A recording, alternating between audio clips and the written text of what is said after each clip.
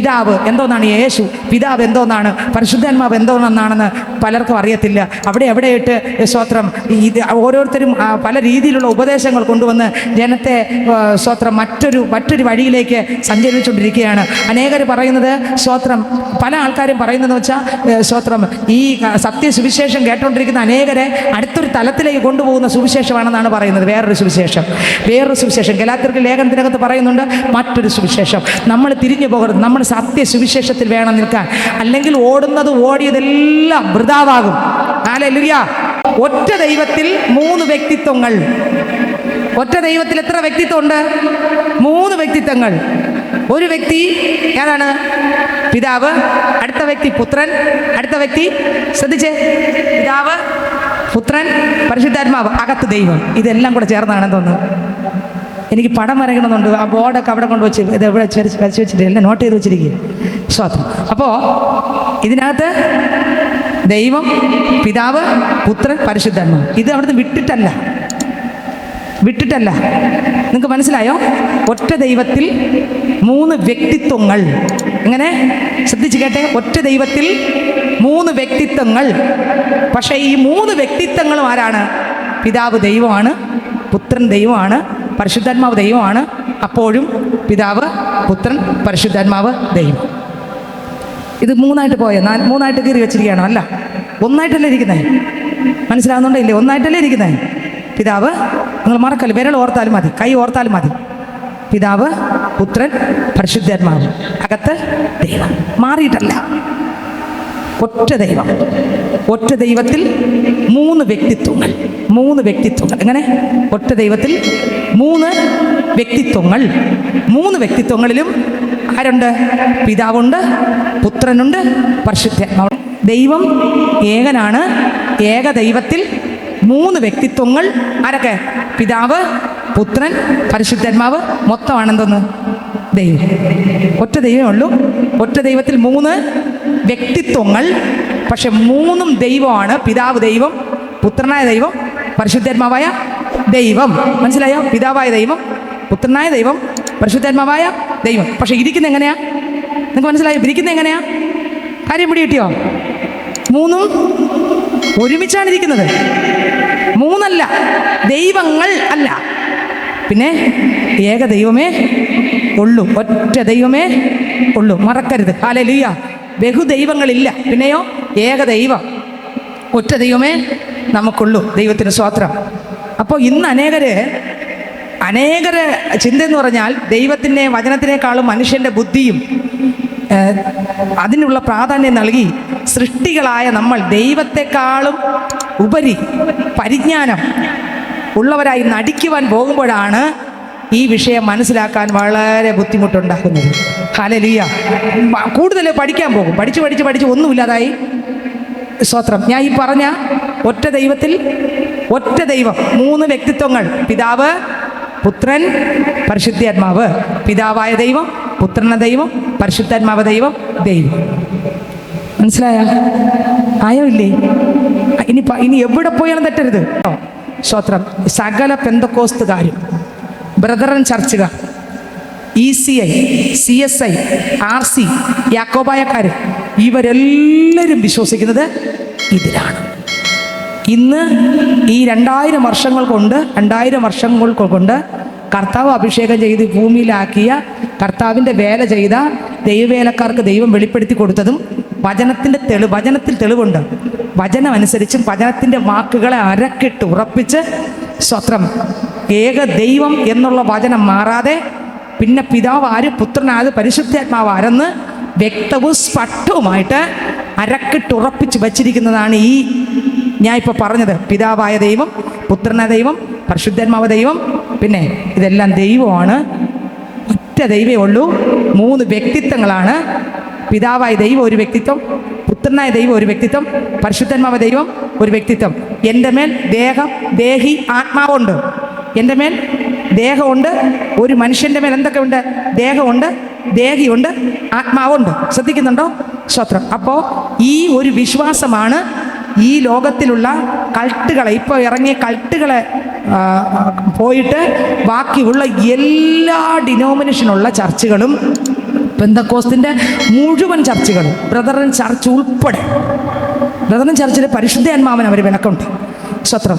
Brethren church ഉൾപ്പെടെ CSI, RC, Yakobaya, Latin Catholic, LC, Latin Catholic, Roman RC, Roman Catholic എല്ലാം വിശ്വസിക്കുന്നത് പെന്തക്കോസ്തിലെ സകല, അതുപോലെ മറ്റിതുപോലെയുള്ള ആരാധനാലയങ്ങളിൽ സകലരും വിശ്വസിക്കുന്നത് ഏക സത്യ ദൈവത്തിലാണ് വിശ്വസിക്കുന്നത്.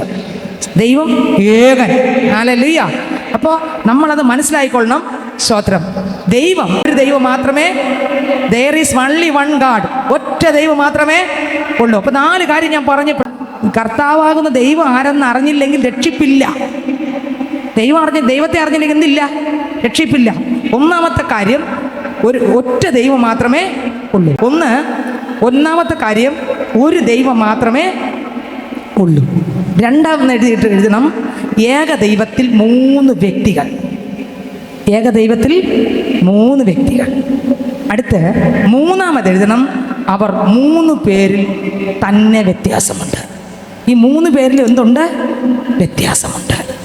ഒന്നല്ല, 3 പേര് ഞാൻ കാണിച്ചു, വ്യത്യാസം ഒന്ന് കാണിച്ചു. അടുത്ത് തൃത്വത്തിലെ ഓരോ അംഗവും ദൈവമാണ്. ഈ 3-ൽ ഓരോന്നും, നാലാമത്തെ കാര്യമാണ്, ഇതിൽ ഓരോന്നും ആരാ? ദൈവമാണ്. ദൈവങ്ങൾ അല്ല, താഴെ എഴുതിക്കൊള്ളണം. ദൈവങ്ങൾ അല്ല, പിന്നെ ദൈവമാണ്. ആരല്ല? ദൈവങ്ങൾ അല്ല, പിന്നെ ആരാണ്? ദൈവമാണ്. നിങ്ങൾക്ക് എത്രയൊക്കെ മനസ്സിലായി? ഒന്നാമത്തത്, ഒരേ ഒരു ദൈവം മാത്രമേ ഉള്ളൂ. രണ്ടാമത്തത്, ഏക ദൈവത്തിൽ 3 വ്യക്തികളുണ്ട്. മൂന്നാമത്തത്, അവർ 3 പേരിൽ തന്നെ വ്യത്യാസങ്ങളുണ്ട്. നാലാമത്തത്, തൃത്വത്തിലെ ഓരോ അംഗവും ദൈവമാണ്, എന്നാൽ ഏക ദൈവമാണ്. ഒറ്റ ദൈവമുള്ളൂ. നിങ്ങൾക്ക് മനസ്സിലായോ? പിതാവ് ദൈവമാണ്, പുത്രൻ ദൈവമാണ്, പരിശുദ്ധാത്മാവ് ദൈവമാണ്. ഒറ്റ ദൈവത്തിലാണ്. ഇപ്പോൾ വായിച്ച വാക്യം ഒന്നുകൂടെ വായിച്ചേ. ഒരുത്തൻ മാത്രമെങ്കിൽ മധ്യസ്ഥൻ വേണ്ടി വരികയില്ല. ദൈവമോ ഒരുത്തൻ മാത്രം. ദൈവം ഒരുത്തൻ മാത്രം. അടുത്ത് 1 തീമോഥെയോസ് 2:5. 1 തീമോഥെയോസ് 2:5 വാക്യം. ദൈവം ഒരുവനല്ലോ.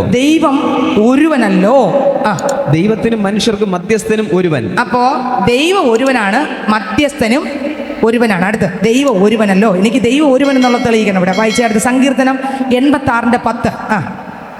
സങ്കീർത്തനം 86:10. നീ വലിയവനും അത്ഭുതങ്ങളെ പ്രവർത്തിക്കുന്നവനല്ലോ. നീ മാത്രം ദൈവമാകുന്നു. ഇപ്പൊ ദൈവം എത്രയുണ്ട്? ഒറ്റ ദൈവമേ ഉള്ളൂ. ഒരു ദൈവം, ആരും വിട്ടുപോരുത്. ഏക ദൈവമേ ഉള്ളൂ.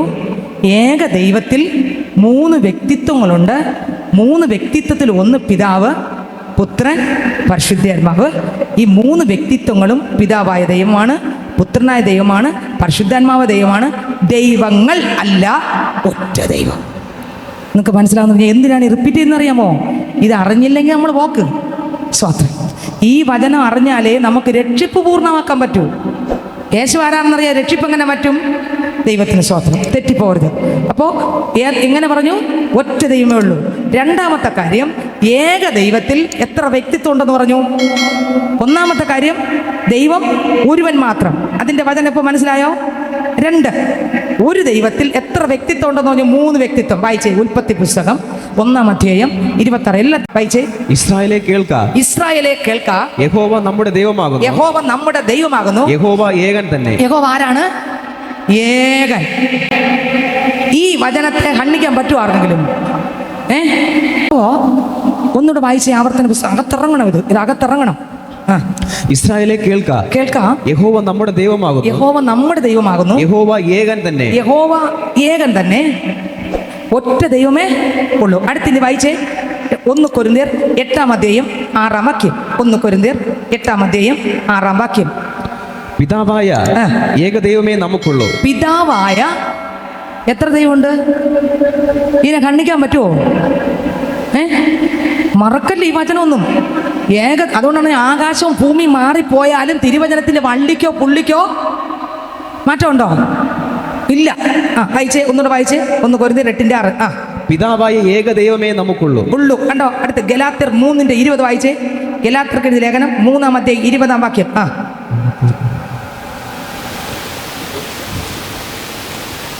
ഒരുത്തൻ മാത്രം എങ്കിൽ മധ്യസ്ഥൻ വേണ്ടി വരികയില്ല. ദൈവമോ ഒരുത്തൻ മാത്രം. ദൈവമോ മനസ്സിലാവുന്നുണ്ടോ ഇല്ലേ? എത്ര ദൈവമുണ്ട്? എല്ലാവർക്കും മനസ്സിലാകുന്ന രീതിയിൽ ഞാൻ നിർത്തി പറയുന്നതെന്ന് അറിയാമോ? തെറ്റിപ്പോവാതിരിക്കാൻ. ദൈവം എത്ര പേരുണ്ട്? എത്ര ദൈവമുണ്ട്? ഒറ്റ ദൈവമേ ഉള്ളൂ. ഒറ്റ ദൈവത്തിൽ എത്ര വ്യക്തിത്വം ഉണ്ട്? ഞാൻ എടുത്തെടുത്ത് പറയുന്നു, എവിടെ പോയാലും ഈ വരി പറയാൻ വേണ്ടി. എത്ര വ്യക്തിത്വമുണ്ട്? 3 വ്യക്തിത്വങ്ങളുണ്ട്. 3 വ്യക്തിത്വങ്ങൾ ആരാണ്? പിതാവ് ദൈവമാണ്, പുത്രൻ ദൈവമാണ്, പരിശുദ്ധാത്മാവ്. വായിച്ചേ ഉൽപ്പത്തി പുസ്തകം 1-ാം അധ്യായം അതിന്റെ 26-ാം വാക്യം. നാം നമ്മുടെ സ്വരൂപത്തിൽ നമ്മുടെ സാദൃശ്യപ്രകാരം. ഇതാരാ പറഞ്ഞത്? ദൈവമാണ് പറഞ്ഞത്. നാം എന്ന് പറയാതെ ദൈവത്തിന് ഞാനെന്ന് പറഞ്ഞാൽ പോരെ? ഇല്ല, നാം എന്ന് പറയാൻ കാരണം എന്താ? അതിൽ ആരൊക്കെ ഉണ്ട്? പിതാവും ഉണ്ട്, പുത്രനും ഉണ്ട്. മനസ്സിലായോ? ഉണ്ടോ ഇല്ലേ? പഴയ നിയമത്തിലാണ്, ഉൽപ്പത്തി പുസ്തകത്തിനകത്താണ്. ഉണ്ടോ ഇല്ലേ? ഉണ്ട്. ഒന്നുകൂടെ വായിച്ചേ. നാം നമ്മുടെ സ്വരൂപത്തിൽ നമ്മുടെ സാദൃശ്യപ്രകാരം മനുഷ്യനെ ഉണ്ടാക്കുക. കണ്ടോ? നാം. അടുത്ത് വീണ്ടും ഉൽപ്പത്തി പുസ്തകം 3-ാം അധ്യായം 22-ാം വാക്യം. ഉൽപ്പത്തി പുസ്തകം 3-ാം അധ്യായം അതിന്റെ 22-ാം വാക്യം. യഹോവയായ ദൈവം മനുഷ്യൻ നന്മ തിന്മകളെ അറിവാൻ തക്കവണ്ണം നമ്മിൽ ഒരുത്തനെ പോലെ. നമ്മിൽ വാക്ക് കണ്ടോ? നമ്മിൽ. അപ്പൊ അവിടെ കൂടെ വേറെ ഉണ്ടില്ലേ? അപ്പൊ അവിടെ അതിന് അർത്ഥം എന്താ? പിതാവുണ്ട്, പുത്രനുണ്ട്, പരിശുദ്ധാത്മാവുണ്ട്. കണ്ടോ? വായിച്ചേ, ഒന്നുകൂടെ വായിച്ചേ. ഉൽപ്പത്തി 3-ന്റെ. എന്തിനാണെന്നറിയാമോ റിപ്പീറ്റ് ചെയ്യുന്നത്? നമ്മളിത് തിരിച്ചറിയണം. വായിച്ചേ. യഹോവയായ ദൈവം മനുഷ്യൻ നന്മ തിന്മകളെ അറിവാൻ തക്കവണ്ണം നമ്മിൽ ഒരുത്തനെ പോലെ ആയിത്തീർന്നിരിക്കുന്നു. കണ്ടോ? അടുത്ത ഉൽപ്പത്തി 11-7 നമ്മിൽ. കണ്ടോ? അവിടെ വന്ന് ഉൽപ്പത്തി 11-7. അപ്പൊ 1-ാമത്തെ കാര്യം ഞാൻ പറഞ്ഞു, ദൈവ ഏകൻ. 4 കാര്യം പറഞ്ഞതിൽ 1-ാമത്തെ കാര്യം ദൈവം ഏകൻ. ഏകൻ എന്നുള്ള കാര്യമാണ് ആദ്യം നമ്മൾ 5-6 വചനം വായിച്ചു അല്ലേ? ഏക ദൈവമാണ്. 2-ാമത്തെ കാര്യം, ഈ ഏക ദൈവത്തിൽ എത്ര വ്യക്തിത്വമുണ്ട്? ഈ ഏക ദൈവത്തിൽ, മറക്കരുത്, എപ്പോഴും റിപ്പീറ്റ് ചെയ്യുന്നത് അതുകൊണ്ടാണ്. ഈ ഏക ദൈവത്തിൽ 3 വ്യക്തിത്വം ഉണ്ടതിനുള്ള തെളിവാണ് നമ്മൾ വചനത്തിലൂടെ നോക്കിക്കൊണ്ടിരിക്കുന്നത്. അത് ഉൽപ്പത്തി മുതലേ ഉണ്ട്. വായിച്ചേ. ഉൽപ്പത്തി 11-7. വരുവിൻ നാം ഇറങ്ങിച്ചെന്ന് അവർ തമ്മിൽ ഭാഷ തിരിച്ചറിയാതിരിപ്പാൻ അവരുടെ ഭാഷ. നാം ഇറങ്ങിച്ചെന്ന്. എത്ര പേരുണ്ട് അതില്? ദൈവം മാത്രമാണ് അതിനകത്ത്. ദൈവമാണ്. ദൈവത്തിൽ എത്ര പേരുണ്ട്? നാം ഇറങ്ങിച്ചെന്ന്. ഒന്നുകൂടെ വായിച്ചേ. 11-7. വരുവിൻ നാം ഇറങ്ങിച്ചെന്ന് അവർ തമ്മിൽ ഭാഷ തിരിച്ചറിയാതിരിപ്പാൻ അവരുടെ ഭാഷ കലക്കിക്കളക എന്ന് അരുളി ചെയ്തു. അപ്പൊ നാം വീണ്ടും യെശയ്യാവിന്റെ പുസ്തകം 6-ാം അധ്യായം 8-ാം വാക്യം. യെശയ്യാ 6:8. അനന്തരം ഞാൻ ആരെ അയക്കേണ്ടു? ആർ നമുക്ക് വേണ്ടി പോകും? നമുക്ക് വേണ്ടി പോകും. നമുക്ക് ഒന്നുകൂടെ വായിച്ചേ. അനന്തരം ഞാൻ ആരെ അയക്കേണ്ടു? അവിടെ ഞാനെന്ന് പറഞ്ഞിട്ട് അടുത്തെന്തോന്ന് പറയുന്നു? ആർ നമുക്ക് വേണ്ടി പോകും. നമുക്ക് എന്ന് പറഞ്ഞാൽ അതിനകത്ത് ഉണ്ട്. നമുക്ക്. തെറ്റുന്നുണ്ടോ? തെറ്റിയില്ലല്ലോ. നമുക്ക് വേണ്ടി പോകും. ഇനി മത്തായിയുടെ സുവിശേഷം അതിന്റെ 3-ാം അധ്യായം 16-17 വാക്യം. പുതിയ നിയമത്തിൽ മത്തായിയുടെ സുവിശേഷം 3-ന്റെ-16-17 വാക്യം. യേശു സ്നാനമേറ്റ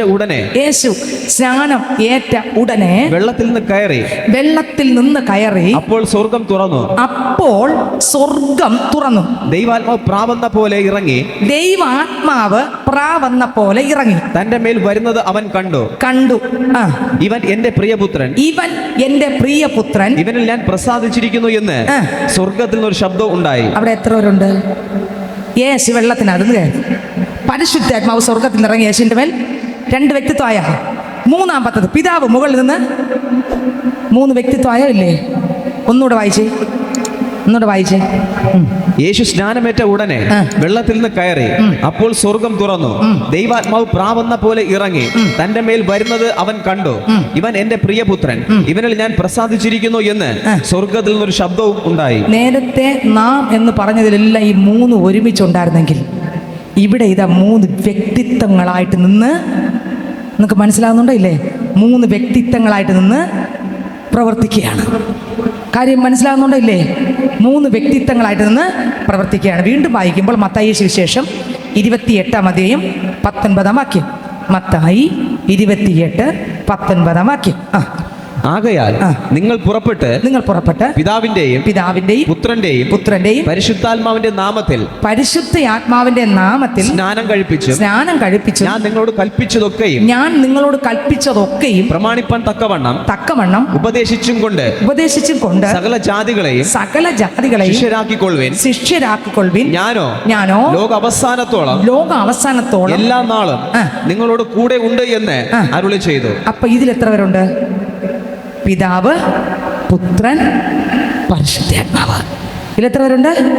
പിതാവ്, പുത്രൻ, പരിശുദ്ധാത്മാവ്. മൂന്ന് വ്യക്തിത്വങ്ങളുണ്ടോ ഇല്ലേ? മനസ്സിലാവുന്നുണ്ടോ ഇല്ലേ? മൂന്ന് വ്യക്തിത്വം എന്ന് പറഞ്ഞാൽ നിങ്ങൾ ആരും വചനം ധ്യാനിച്ച് ഇത് വിട്ട് പോയിക്കളയല്ലേ? അയ്യോ, ഇത് വിട്ട് പോയിക്കളയല്ലേ? ഉപദേശത്തിൽ നിൽക്കാത്തത് ആരും ദൈവത്തിൻ്റെതല്ല. ഒന്നിയോങ്ങനെ ലേഖനത്തിനകത്തുണ്ട്, ഉപദേശത്തിൽ നിൽക്കാത്ത ആരും ദൈവത്തിൻ്റെതല്ല. ഓരോ ചർച്ചിനും, ചില ചർച്ചകൾക്ക് ഇപ്പം ബ്രദറൻ ചർച്ച്, ഞാൻ വേറെ മോശം പറയുകയല്ല, അവർ പറയുന്നത് പരിശുദ്ധാത്മാവില്ല. അപ്പം നമ്മളൊക്കെ പ്രാപിച്ച ദൈവശക്തിയോ അന്യഭാഷയോ ഇല്ലെന്ന് പറഞ്ഞ് എങ്ങനെ അംഗീകരിക്കും? അവിടെ അപ്പോസ്തലന്മാർ പറഞ്ഞതോ, അവർ അന്യഭാഷ വിലക്കരുതെന്ന് പറഞ്ഞതോ, അവർ ആത്മീക വർധന ഒരുത്തൻ അന്യഭാഷ പ്രാപിക്കണമെന്ന് പറഞ്ഞതോ, വ്യാഖ്യാനി വേണമെന്ന് പറഞ്ഞതോ, അപ്പം പിന്നെ പരിശുദ്ധാത്മാവിൽ പ്രവചിക്കുന്നതോ? ബാക്കി എല്ലാ സഭയും ശരിയാണ്, പക്ഷേ അതില്ല. വചനമെല്ലാം കീറി മുറിച്ച് തിരുവട്ടാർ കൃഷ്ണൻകുട്ടി എന്ന പാസ്റ്റർ എന്ന് പറഞ്ഞാൽ വചനം കേട്ടാൽ നമ്മൾ കിടുകിട പറയ്ക്കും. അത്ര വചന വെളിപ്പാടാണ്. പക്ഷേ പരിശുദ്ധാത്മാവിന് അവരെതിരാണ്. ഒറ്റ വേദപുസ്തകത്തിൽ നിന്നാണ് അവരും പ്രസംഗിക്കുന്നത്. യഹോവ സാക്ഷിക്കാർ യഹോവയെ മാത്രമേ പറയൂ. അവർ ഇതേ ബൈബിളിൽ നിന്നാണ് പറയുന്നത്, യഹോവയെ മാത്രം എടുത്ത് പറയും. അതുകൊണ്ട് ഒരുമാതിരിപ്പെട്ട എല്ലാവരും എന്ത് ചെയ്യും? തെറ്റും. ഈ കൾട്ടുകളെ കൂട്ടത്തിൽ ഇപ്പം ലക്ഷങ്ങളുണ്ട്. അവരുടെ കൂട്ടത്തിൽ ലക്ഷങ്ങളുണ്ട്. ചില കൾട്ട് ആരാധനയുടെ കൂട്ടത്തിൽ ലക്ഷക്കണക്കിന് ജനത്തെയാണ് ഇവർ എടുത്തുകൊണ്ടിരിക്കുന്നത്. എന്ത് ചെയ്യുമെന്ന് ചിന്തിച്ചു നോക്കിയേ. സത്യ ഉപദേശമല്ല, സത്യം പോലെ തോന്നും. 500 കള്ളനോട്ട് ഒറിജിനൽ വെച്ചാൽ എനിക്കറിയത്തില്ല സഹോദരങ്ങളെ, തിരിച്ചറിഞ്ഞു. സത്യമാണ് ഞാൻ പറഞ്ഞത്. രണ്ടും ഒരുപോലെ നോക്കിയേ. രണ്ടും കൊണ്ട് ഒരു 2000 നോട്ട് ഉണ്ടായിരുന്നപ്പോൾ 1000 നോട്ട് ഉണ്ടായിരുന്നപ്പോൾ ഇതൊക്കെ കള്ളനോട്ടും ഉണ്ട്, ഒറിജിനലും ഉണ്ട്. അത് അവർ മെഷീൻ ഇടുമ്പോൾ ഒരു സൗണ്ട് കേൾക്കുമ്പോഴാണ് മനസ്സിലാകുന്നത്. പിന്നെ അറിയത്തക്കവരുണ്ട്, ഇങ്ങനെയൊക്കെ നോക്കിയിട്ടൊക്കെ പറയാം അത് കുഴപ്പമെന്ന് പറയും. പിന്നെ എനിക്കത് മനസ്സിലായിട്ടും ഇല്ല, ഞാനും എടുത്ത് നോക്കിയിട്ടുണ്ട്, ചുമ്മാ നോക്കുന്നേ ഉള്ളൂ. അപ്പോൾ അറിഞ്ഞുകൂടാത്തവരെ പറ്റിക്കാൻ നല്ല എളുപ്പമാണ്. സത്യത്തിൻ്റെ കൂടെ യേശുവിനെ പറഞ്ഞ് ദൈവത്തെ പറഞ്ഞ് പ്രാർത്ഥിക്കും, ദൈവം വിടിവിക്കും, വലിയ ഇതൊക്കെ പറഞ്ഞ് നമുക്ക് ആലോചനയൊക്കെ തന്നിട്ട് പതുക്കെ കൊണ്ടുവന്ന് നമ്മളെ കൊണ്ടാക്കുന്നത് ഏക ദൈവത്തിലായിരിക്കില്ല, വേറെ ഏതെങ്കിലും ഒരു ഉപദേശത്തിൻ്റെ കീഴിൽ കൊണ്ടങ്ങിടും. പിന്നെ നമ്മൾ അവിടെ കിടന്ന് മുഖത്തിനകത്ത് തന്നെ അവസാനമാകുമ്പോൾ കൃത്യമില്ലാത്ത ഒരാളായിട്ട് മാറും. നമ്മൾ ഒന്നും അല്ലാത്ത ഒരാളായിട്ട് മാറും. അതുകൊണ്ടാണ് ഈ വചനം പറയുന്നത്. ഒന്നാമത്തെ കാര്യം, ദൈവം ഏകൻ അല്ലേ, ഏക ദൈവമാണെന്നുള്ളതിന് കുറേ കാര്യം പറഞ്ഞു. രണ്ടാമത്തെ കാര്യം, ഒറ്റ ദൈവത്തിൽ എത്ര വ്യക്തിത്വമുണ്ട്? 3 വ്യക്തിത്വമുണ്ട്. പിതാവ്, പുത്രൻ, പരിശുദ്ധാത്മാവ്. അതിൻ്റെ തെളിവുകളാണ് ഇതുവരെയും പറഞ്ഞു. ഇനി ഒരെണ്ണം കൂടെ ഉണ്ട്. 1 യോഹന്നാൻ 5-7 വാക്യം KJV ബൈബിളിൽ, പക്ഷെ അതിൽ വ്യക്തമായിട്ട് എഴുതിയിട്ടുണ്ട്. പിന്നെ ദാനിയേൽ, നമ്മൾ ഇന്നാൾ ബൈബിൾ വാങ്ങാൻ പോയപ്പോൾ ചിലർക്കൊക്കെ എനിക്ക് സംശയം തോന്നി, ഇന്ന് ദാനിയേൽ ബൈബിൾ എന്ന് മലയാളം ബൈബിളിൽ തന്നെ ദാനിയേൽ ബൈബിൾ. അപ്പോൾ എനിക്കിന്ന് മനസ്സിലാക്കാൻ കഴിഞ്ഞാൽ ദാനിയേൽ ബൈബിളിൽ ഈ തെളിവുണ്ട്. പക്ഷേ ഇന്ന് പബ്ലിഷ് ചെയ്യുന്ന ഒരുപാട് ബൈബിളുകളിൽ ഈ വചനം എടുത്തു കളഞ്ഞിരിക്കുന്നു. ദാനിയേൽ ബൈബിളിൽ 1 യോഹന്നാൻ 5:7 കിടക്കുന്ന വാക്യം, സ്വർഗത്തിൽ സാക്ഷ്യം പറയുന്നവർ 3 ഉണ്ട്, പിതാവ്, വചനം, പരിശുദ്ധാത്മാവ്. ഇങ്ങനെയാണ് കിടക്കുന്നത്.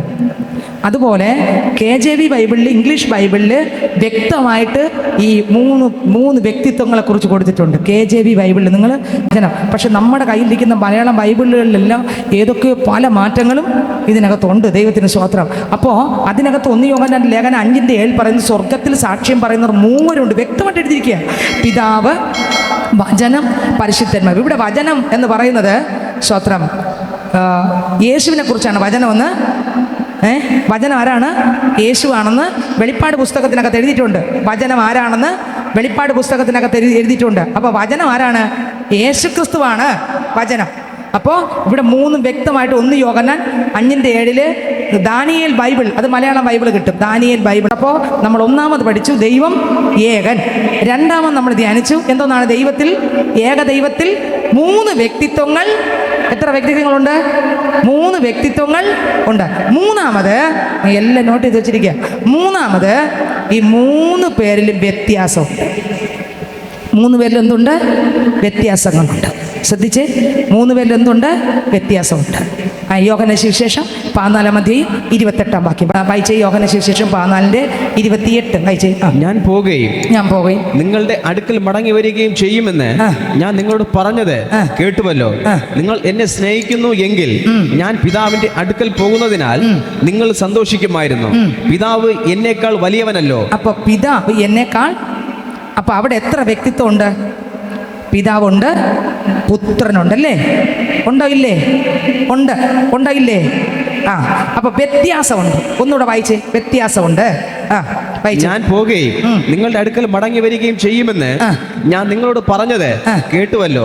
നിങ്ങൾ എന്നെ സ്നേഹിക്കുന്നു എങ്കിൽ ഞാൻ പിതാവിന്റെ അടുക്കൽ പോകുന്നതിനാൽ നിങ്ങൾ സന്തോഷിക്കുമായിരുന്നു. പിതാവ് എന്നേക്കാൾ വലിയവനല്ലോ. പിതാവ് എന്നേക്കാൾ വലിയവനല്ലോ. അവിടെ രണ്ടിനൊന്നുണ്ട്, വ്യത്യാസങ്ങളുണ്ട്. കണ്ടോ? വ്യത്യാസം ഉണ്ടോ ഇല്ലേ? വ്യത്യാസമുണ്ട്. വീണ്ടും 1 കൊരിന്ത്യർക്ക് ലേഖനം 15:27 വാക്യം. 1 കൊരിന്ത്യർക്ക് ലേഖനം 15:27 വാക്യം വായിച്ചേ. സകലത്തെയും അവന്റെ കാൽ കീഴാക്കിയിരിക്കുന്നു എന്നുണ്ടല്ലോ. സകലവും അവൻ കീഴ്പ്പെട്ടിരിക്കുന്നു എന്ന് പറഞ്ഞാൽ സകലത്തെയും കീഴാക്കി കൊടുത്തവൻ ഒഴികെയത്രേ എന്ന് സ്പഷ്ടം. അതായത് സകലത്തെ അവന്റെ കാൽ കീഴ്, സകലവും കാൽ കീഴാക്കി കൊടുത്തവൻ ഒരാളുണ്ടല്ലേ? അതാരാ? ദൈവം കാൽ കീഴാക്കി കൊടുത്തത്. പക്ഷെ അവിടെ 2 വ്യക്തിത്വങ്ങളെ കാണുന്നോ ഇല്ലേ? ഒന്നുകൂടെ വായിച്ച വരി. 1 കൊരിന്ത്യർ 15:27. സകലത്തെയും അവന്റെ കാൽ കീഴാക്കിയിരിക്കുന്നു എന്ന് ഉണ്ടല്ലോ. സകലവും അവന് കീഴ്പ്പെട്ടിരിക്കുന്നു എന്ന് പറഞ്ഞാൽ, സകലവും യേശുവിന് കീഴ്പ്പെട്ടിരിക്കുന്നു എന്ന് പറഞ്ഞാൽ സകലത്തെയും കീഴാക്കി കൊടുത്തവൻ ഒഴികെയത്രേ എന്ന് സ്പഷ്ടം. 2 വ്യക്തിത്വം കണ്ടോ? കീഴാക്കി കൊടുത്തവൻ മാറിയിട്ടാണ്. എന്നാൽ എല്ലാം ഒന്നും ഒന്നുകൂടെ വായിച്ച വരി അകത്തിറങ്ങട്ടെ, നമ്മളെ ഹൃദയത്തിനകത്തിറങ്ങട്ടെ. സകലത്തെയും അവന്റെ കാൽ കീഴാക്കിയിരിക്കുന്നു എന്നുണ്ടല്ലോ.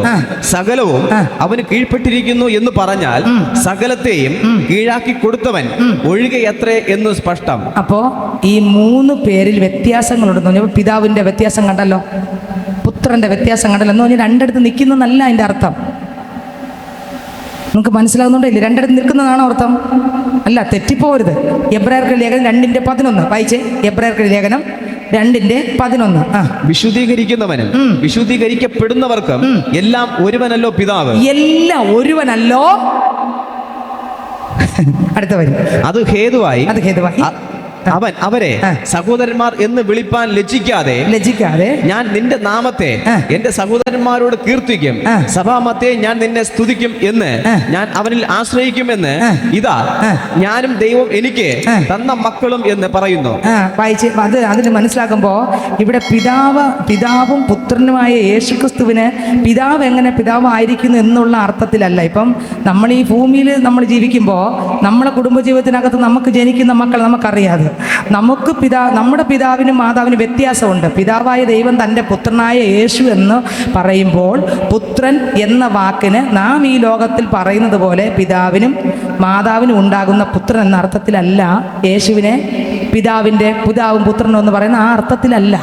നിങ്ങൾക്ക് മനസ്സിലായോ? ഈ ഭൂമിയിൽ അപ്പനും മക്കളും എന്ന് പറയുന്ന അർത്ഥത്തിലല്ല. എവിടെ അപ്പനും മകനും? നിങ്ങൾക്ക് മനസ്സിലാകുന്നുണ്ടോ ഇല്ലേ ഞാൻ പറഞ്ഞു വന്നത്? പിതാവ് എങ്ങനെ ആയിരിക്കുന്നുവോ ആ പിതാവിൻ്റെ അതേ ഗുണവിശേഷങ്ങളും ഉള്ള വ്യക്തിയാണ് ആര്? യേശു ക്രിസ്തു.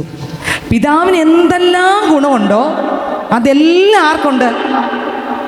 പുത്രനുണ്ട്. അപ്പോൾ നമ്മൾ ഉദ്ദേശിക്കുന്ന പോലെ അല്ല പിതാവിനെ ഈ ഭൂമിയിൽ വെളിപ്പെടുത്തുവാൻ. പിതാവിനെ ആരും ഒരു നാളും എന്ത് ചെയ്തില്ല? കണ്ടിട്ടില്ല. പിതാവിനെ ആരെങ്കിലും കണ്ടിട്ടുണ്ടോ? ഇല്ല.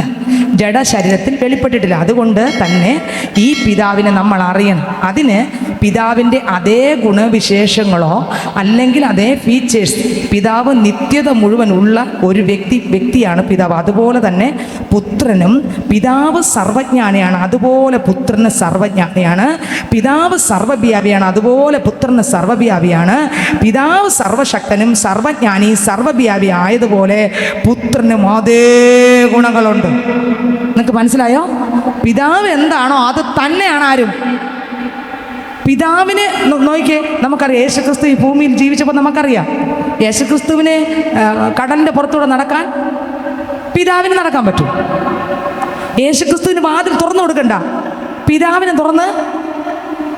മനസ്സിലാകുന്നുണ്ടോ? എന്നാൽ രണ്ടും എഫേസ്യർക്ക് ലേഖനം 3-ാം അധ്യായം കറക്റ്റ് സമയത്തിന് നിർത്തുക. എഫേസ്യർക്ക് ലേഖനം 3-ാം അധ്യായം അതിൻ്റെ 19-ാം വാക്യത്തിൻ്റെ ബി പാർട്ട് വായിക്കുമ്പോൾ വായിച്ച് ക്രിസ്തുവിൻ സ്നേഹത്തെ അറിവാനും പ്രാപ്തരാകുകയും ദൈവത്തിന്റെ എല്ലാ നിറവിനോളം നിറഞ്ഞു വരികയും വേണമെന്ന് പ്രാർത്ഥിക്കുന്നു. കണ്ടോ? ദൈവത്തിന്റെ എല്ലാ നിറവും ഇവിടെ പറയുന്നു. ദൈവത്തിന്റെ നിറവ്. അടുത്ത് എഫേസ്യർ 4:15 വായിച്ചേ.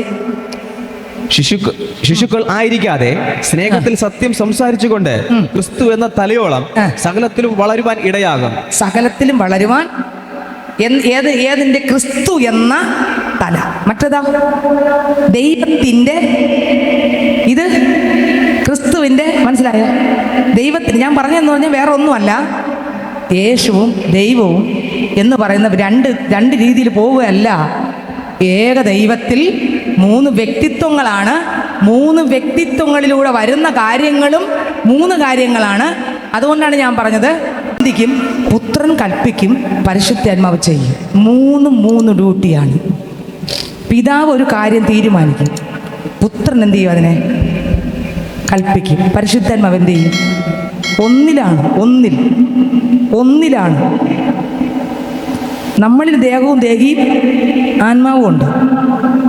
പിതാവിൽ ദൈവത്തിൽ 3 വ്യക്തിത്വങ്ങൾ: പിതാവ്, പുത്രൻ, പരിശുദ്ധാത്മാവ്. പക്ഷെ ദൈവം മാറിയോ? 3 ആണോ? അല്ല. പക്ഷെ 3 പിതാവ് ദൈവമാണ്, പുത്രൻ ദൈവമാണ്, പരിശുദ്ധാത്മാവ് ദൈവമാണ്. പക്ഷെ മാറ്റി വിട്ടിരിക്കുകയല്ല.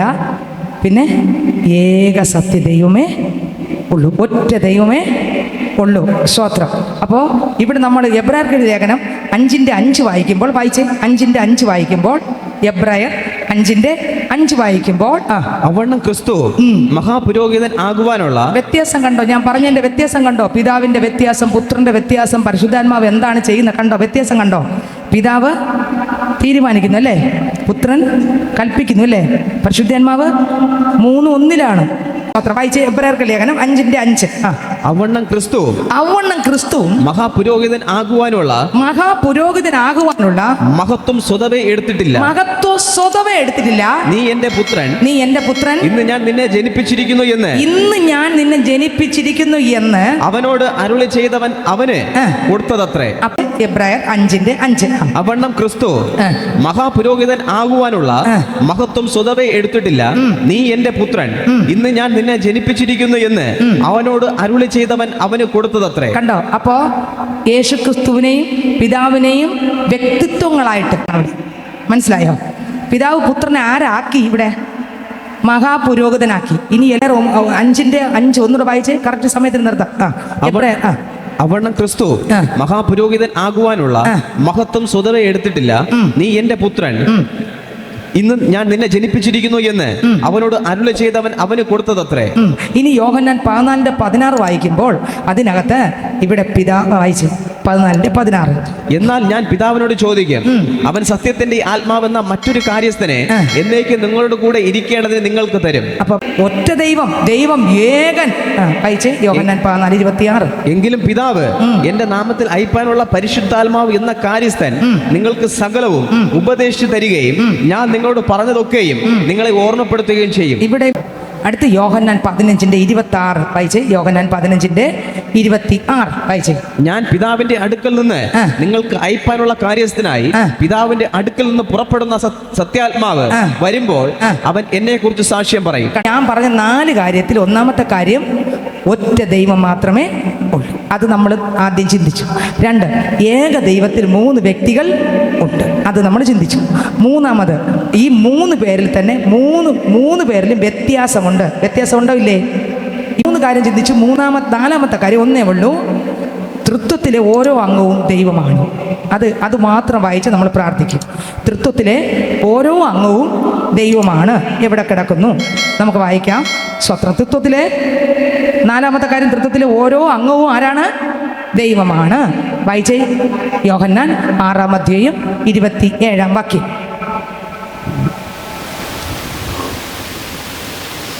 നശിച്ചു പോകുന്ന ആഹാരത്തിനായിട്ടല്ല, നിത്യജീവനിലേക്ക് നിലനിൽക്കുന്ന ആഹാരത്തിനായിട്ട് തന്നെ പ്രവർത്തിപ്പിൻ. അത് മനുഷ്യപുത്രൻ നിങ്ങൾക്ക് തരും. അവനെ പിതാവായി ദൈവം മുദ്രയിട്ടിരിക്കുന്നു. പിതാവ് ആരാണെന്ന് എഴുതിയിരിക്കുന്നു? ദൈവം. ഒന്നുകൂടെ വായിച്ച്. ഇപ്പൊ വായിച്ച വാക്ക് നശിച്ചു പോകുന്ന ആഹാരത്തിനായിട്ടല്ല, നിത്യജീവനിലേക്ക് നിലനിൽക്കുന്ന ആഹാരത്തിനായിട്ട് തന്നെ പ്രവർത്തിപ്പിൻ. അത് മനുഷ്യപുത്രൻ നിങ്ങൾക്ക് തരും. അവനെ പിതാവായ ദൈവം. കണ്ടോ, പിതാവ് ആരാണ്? ദൈവമാണ്. അപ്പൊ പിതാവ് ആരാണ്? ദൈവമാണ്. വീണ്ടും റോമർക്കെഴുതിയ ലേഖനം 1:4. റോമർക്കെഴുതിയ ലേഖനം 1:4. നമ്മുടെ പിതാവായ ദൈവത്തിൽ നിന്നും കർത്താവായ യേശു ക്രിസ്തുവിൽ നിന്നും നിങ്ങൾ കൃപയും സമാധാനം ഉണ്ടാകട്ടെ. ഒന്നുകൂടെ വായിച്ചേ. നമ്മുടെ പിതാവായ ദൈവത്തിൽ നിന്നും കർത്താവായ യേശു ക്രിസ്തുവിൽ നിന്നും. പിതാവായ ദൈവത്തിൽ നിന്നും. അടുത്തത് കർത്താവായ യേശു ക്രിസ്തുവിൽ നിന്നും. യേശു ക്രിസ്തുവിങ്കിൽ നിന്നും നിങ്ങൾ കൃപയും സമാധാനം ഉണ്ടാകട്ടെ. അപ്പൊ പിതാവാണ് ആരാണ്? ദൈവമാണ്. അടുത്ത് 1 പത്രോസ് 1:2. ആദ്യം ഞാൻ പറഞ്ഞു ഇത് 3 വാക്യം വായിച്ചത്. പിതാവ് എന്ന് പറയുന്നത് ദൈവമാണ്. പിതാവ് ദൈവമാണ്. അടുത്ത് പുത്രൻ ദൈവമാണ്. പരിശുദ്ധാത്മാവ് ദൈവമാണെന്ന് തെളിയിക്കുകയാണ് ബൈബിളിലൂടെ. വായിച്ചേ. പിതാവായ ദൈവം. 1 പത്രോസ് 1:2. പിതാവായ ദൈവത്തിന്റെ കണ്ടോ, പിതാവ് ആരാണ്? ദൈവമാണ്. ഇനി 1 ഞാൻ പറഞ്ഞു പിതാവ് ദൈവമാണ്. അടുത്ത് 3 വ്യക്തിത്വങ്ങളൊന്ന് പിതാവ് ദൈവമാണ്. 2 പുത്രൻ ക്രിസ്തു ദൈവം. യോഹന്നാൻ 1:1. വായിച്ചേ. യോഹന്നാൻ 1:1. ഇതെല്ലാം 1:1. ആദിയിൽ വചനമുണ്ടായിരുന്നു, വചനം ദൈവത്തോട് കൂടെയായിരുന്നു, വചനം ദൈവമായിരുന്നു. വചനം ആരാ? യേശു ക്രിസ്തു ആരായിരുന്നു? ദൈവമായിരുന്നു. വെളിപ്പാട് പുസ്തകം 19:12-13 വാക്യം വായിക്കുമ്പോൾ വായിച്ചേ. വെളിപ്പാട് പുസ്തകം തെളിവ് വായിച്ചേ. 19:12-13 വാക്യം. അവന്റെ കണ്ണ് അഗ്നിജ്വാല, തലയിൽ അനേകം രാജമുടികൾ, എഴുതിയിട്ടുള്ള ഒരു നാമം അവനുണ്ട്. അത് അവനല്ലാതെ ആർക്കും അറിഞ്ഞുകൂടാ. അവൻ രക്തം തളിച്ച ഉടുപ്പ് ധരിച്ചിരിക്കുന്നു. അവന് ദൈവത്തിന്റെ വചനം എന്ന് പേർ പറയുന്നു. കണ്ടോ, യേശുക്രിസ്തുവിന് എന്തെന്ന് പറയും? ദൈവവചനം എന്ന് പേർ പറയും. അടുത്ത് റോമർ 9:5. അടുത്ത് റോമർ 9:5. റോമർ 9:5. അവർക്കുള്ള പിതാക്കന്മാരും അവർക്കുള്ളവർക്ക് തന്നെ ജഡപ്രകാരം ക്രിസ്തു അവരിൽ നിന്നല്ല ഉത്ഭവിച്ചത്. അവൻ സർവത്തിന് മീതെ ദൈവമായി എന്നേക്കും വാഴ്ത്തപ്പെട്ടവൻ. ആര് സർവത്തിന് മീതെ ദൈവം എന്ന്? ഇപ്പൊ ഞാൻ പറഞ്ഞ യേശു ദൈവം എന്നാണ്. നേരത്തെ പറഞ്ഞതാ പിതാവ് ദൈവം എന്നാണ്. ഇപ്പൊ പറഞ്ഞതാ യേശു. അപ്പൊ ഉറപ്പാണോ ഇല്ലേ? ഞാൻ പറഞ്ഞത് 4 കാര്യം 4 സ്റ്റേറ്റ്മെന്റിൽ ഓരോന്നും പറഞ്ഞത് അത് സത്യമാണോ അല്ലേ? ഉറപ്പിച്ചോളണം. അടുത്ത് എബ്രായർ 1:8. എബ്രായർ 1:8. ദൈവമേ, നിന്റെ സിംഹാസനം എന്നും എന്നേക്കുള്ളത്.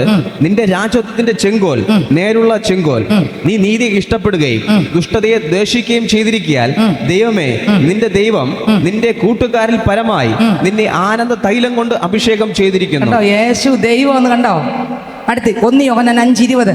1 യോഹന്നാൻ 5:20. 1 യോഹന്നാൻ 5:20 വായിച്ചേ. 1 യോഹന്നാൻ 5:20 വാക്യം. ദൈവപുത്രൻ വന്ന് എന്നും സത്യദൈവത്തെ അറിവാൻ നമുക്ക് വിവേകം തന്നു എന്നും നാം അറിയുന്നു. നാം സത്യദൈവത്തിൽ അവന്റെ പുത്രനായ യേശു ക്രിസ്തുവിൽ തന്നെ ആകുന്നു. യേശു ക്രിസ്തുവിൽ തന്നെ ആകുന്നു. അടുത്ത് അവൻ സത്യദൈവവും. ആര്? യേശു ക്രിസ്തു ആരാ? യേശു ക്രിസ്തു ആരാ? ദൈവം. ഇപ്പൊ മനസ്സിലായോ? പിതാവ് ആരാണ്? ദൈവം. അടുത്ത പുത്രൻ ആരാണ്? ദൈവം. അടുത്ത ഒരു വരി കാര്യം കൂടെ. പരിശുദ്ധാത്മാവ്. അപ്പോസ്തല പ്രവൃത്തിയുടെ പുസ്തകം 5:3-4. പരിശുദ്ധാത്മാവ് ആരാണ്? വായിച്ചേ. അപ്പോസ്തല പ്രവൃത്തിയുടെ പുസ്തകം 5:3-4. അപ്പോൾ പത്രോസ് അനന്യാസെ പരിശുദ്ധാത്മാവിനോട് വ്യാജം കാണിപ്പാനും നിലത്തിന്റെ വിലയിൽ കുറെ എടുത്തു വെപ്പാനും സാത്താൻ നിന്റെ ഹൃദയം കൈവശമാക്കിയത് എന്ത്? അത് വിൽക്കും മുമ്പേ നിന്റേതായിരുന്നില്ലയോ? വിറ്റ ശേഷവും നിന്റെ കൈവശം അല്ലാഞ്ഞുവോ? ഈ കാര്യത്തിന് നീ മനസ്സ് വെച്ചത് എന്ത്? മനുഷ്യരോടല്ല ദൈവത്തോടത്രേ നീ വ്യാജം കാണിച്ചത് എന്ന് പറഞ്ഞു. മുകളിൽ പരിശുദ്ധാത്മാവ് വന്നു, താഴെ എന്തെന്ന് പറയുന്നു? നീ പരിശുദ്ധാത്മാവിനോട് വ്യാജം കാണിച്ചു. താഴെ പറയുന്നു ദൈവത്തോട്. അപ്പോൾ പരിശുദ്ധാത്മാവാരാ? ദൈവം. മനസ്സിലായോ ഇല്ലേ? 4 സ്റ്റേറ്റ്മെൻറ്റ് മനസ്സിലായോ ഇല്ലേ? മനസ്സിലായി. അപ്പോൾ പിതാവ്, പുത്രൻ, പരിശുദ്ധാത്മാവ്, ദൈവം. മറക്കല്ലേ? പിതാവ്, പുത്രൻ, പരിശുദ്ധാത്മാവ്, ദൈവം. സ്തോത്രം. 3 വ്യക്തിത്വങ്ങളാണ് പിതാവ്, പുത്രൻ, പരിശുദ്ധാത്മാവ്. ഇത് 3 ഏക ദൈവം മാത്രമേ ഉള്ളൂ. നമ്മളിൽ തന്നെ ദേഹവും ദേഹിയും ആത്മാവും ഉണ്ട്. ഇവിടെ പിതാവും പുത്രനും പരിശുദ്ധാത്മാവും ഏക സത്യദൈവം. ഏക സത്യദൈവം. ഇത്രയൊക്കെ മനസ്സിലായി? ഒറ്റ ദൈവമേ ഉള്ളൂ. ഒറ്റ ദൈവത്തിൽ തന്നെ 3 വ്യക്തിത്വങ്ങൾ: പിതാവ്, പുത്രൻ, പരിശുദ്ധാത്മാവ്. പിതാവ് ചെയ്യുന്ന ഡ്യൂട്ടിയല്ല പുത്രൻ ചെയ്യുന്നത്. പുത്രൻ ചെയ്യുന്ന ഡ്യൂട്ടിയല്ല ആര് ചെയ്യുന്നത്? മനസ്സിലായോ? പരിശുദ്ധാത്മാവ് ചെയ്യുന്നത്. പക്ഷെ എല്ലാം ആരാണ്? ദൈവം.